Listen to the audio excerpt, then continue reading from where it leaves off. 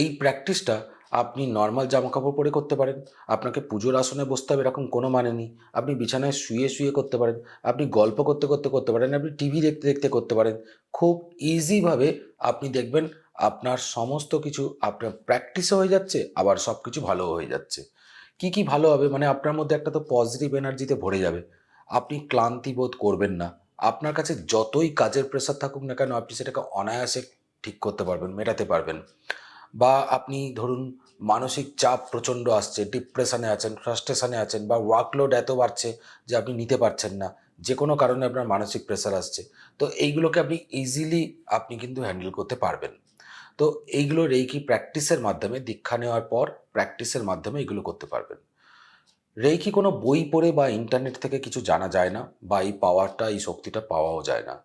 এটা একজন গুরুর মাধ্যম দিয়েই কিন্তু অ্যাটেনমেন্টের মাধ্যম দিয়ে করে দেওয়া হয়। এবং যেই